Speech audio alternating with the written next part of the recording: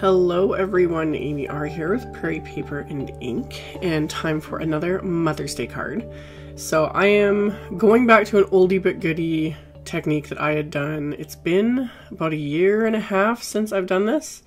So I have some Canson XL watercolor paper here, and I'm taping it just to a hardboard. This isn't totally necessary, but I just found after playing around with this technique again that it kind of made things a little bit easier.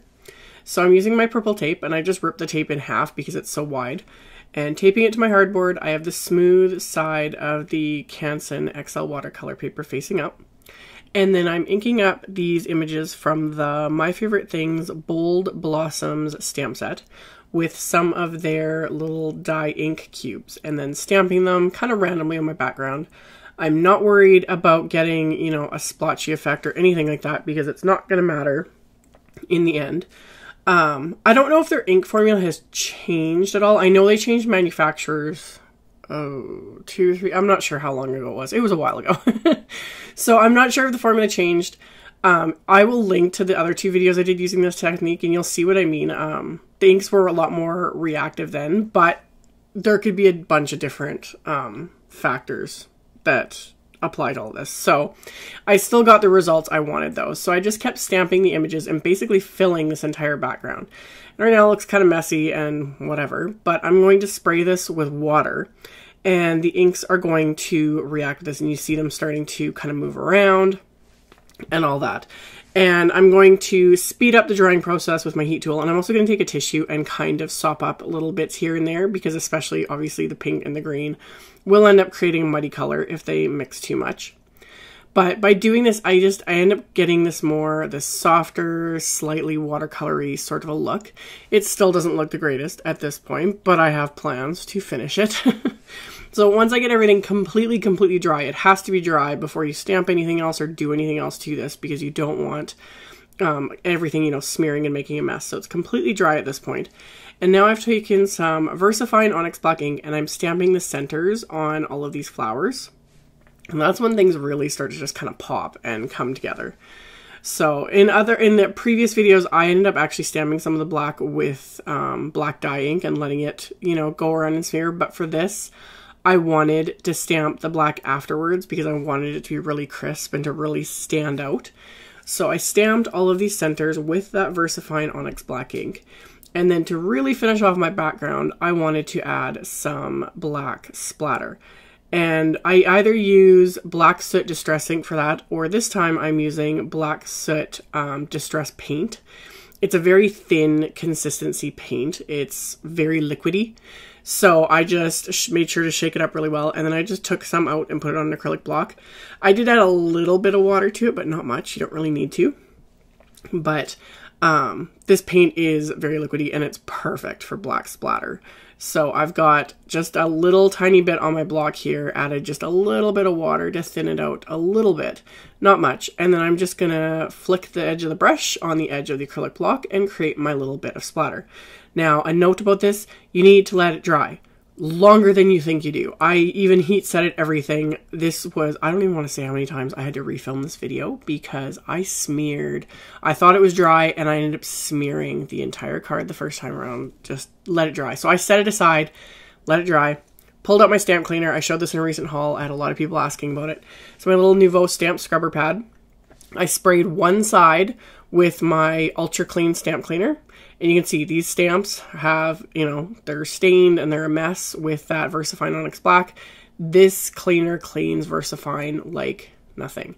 It will not clean off stains like my one stamp that I stamped with the raspberry ink, that pink ink. The stamp itself is stained. I don't care. There's nothing wrong with that. But at least it's now clean.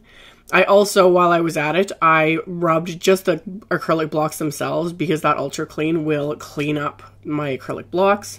So now my blocks are all perfect and shiny again. Like, I removed all the ink residue. I have paint residue on my blocks because I use them for splatter and everything else.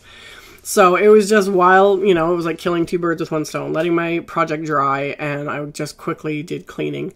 With the ultra clean, you can let it, after you shut the lid, you can open it again, even sometimes a few days later, and it will still work. You don't need to keep spraying it. So yeah, you spray one side with the cleaner of choice. I just really like the Ultra Clean.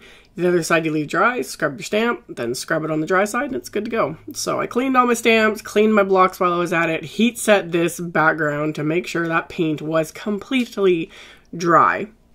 So now I've got this fun kind of splattery, watercolory looking background, and I'm going to die cut it with the second largest stitched rectangle die from the A2 Stitch Rectangle STAX Set 1. And then the uppercase mom die from the mom Die-Namics. So I'm just reusing that purple tape, and I'm going to tape my rectangle die in place first.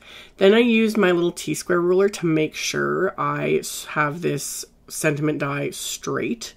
So I get that completely straight, and then I'm going to use more purple tape to tape that into place so that I can die cut this all in one pass through my die cutting machine. So got everything taped down into place, and then I can get it onto my cutting mats. People ask about this a lot with the Gemini Junior because everything's kind of upside down. But to just do it this way with the dies face down, and then you just flip the sandwich over. So it's still the same thing, and then I can just flip it over and run that through, if that makes sense. I might need to do a separate video on that. But anyway, I will get to it. After running it through, very carefully peeled off the tape on the center areas here, just to make sure that nothing tore. So now I've got the nice stitched edge, and my letters are all die cut. And then off camera, I also die cut some purple cardstock with a larger rectangle die. I used the rectangle STAX Set 2, the largest one from that. And I'm going to adhere my watercolor panel to that with some Nuvo adhesive, making sure to get right up there into the areas around both of those M's to make sure they are adhered flat to this piece of cardstock. And try not to put on too much adhesive. I don't mind if it oozes out a little bit around those letters because I'm going to adhere more into there. But got everything good and adhered to that purple cardstock. And then I'd also die cut that mom word die 4 more times from the same purple cardstock. And I'm going to stack all of these together. So I find the easiest way to do that is to do my first layer right onto the background here. So I'm going to inlay the center of the O there with that patterned paper piece, and then inlay the purple die cuts into here. And then I'm going to stack all of the 3 remaining purple die cuts and then top those with the pattern ones. So I find this, for me, that's kind of just the easiest way to do it, to make sure everything's like lined up properly. With this one, it's fairly simple.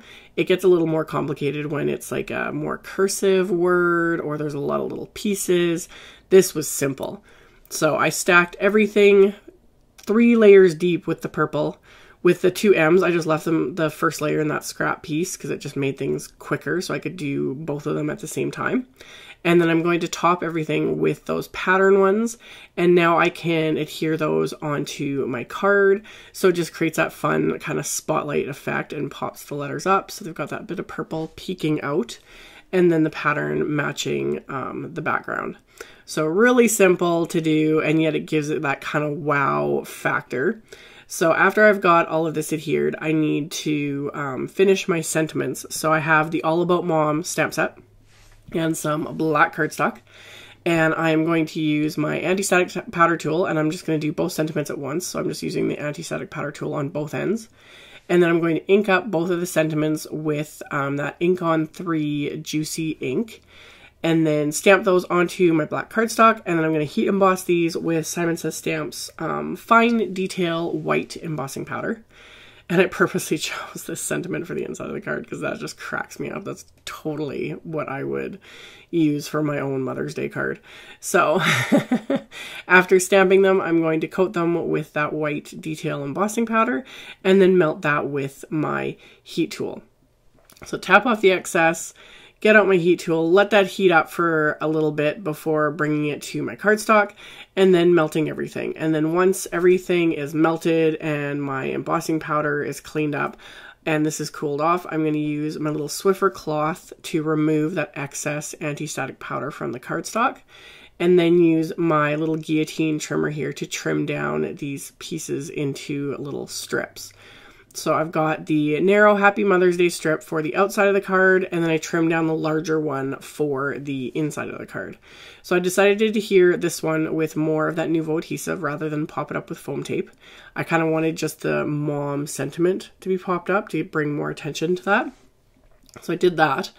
And then for the inside of the card, I decided that I was going to stamp those same flowers with the same inks.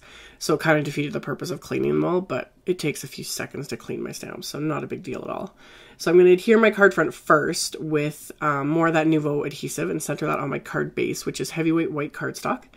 And then I'm going to stamp those flowers onto the inside of the card with the exact same inks that I used on the outside. And again, I'm not worried too much about getting a perfect stamped impression. It's the inside of the card. I just like having, you know, the continuation of the pattern, but it doesn't need to be perfect. So I'm making up the flowers with the same colors, and I'm just kind of clustering them around the center of the card. And that's where it was nice to have the sentiment like heat embossed and stamped separately on a separate piece of cardstock. So that way I can kind of cluster the images around so that I can adhere the sentiment over top of that.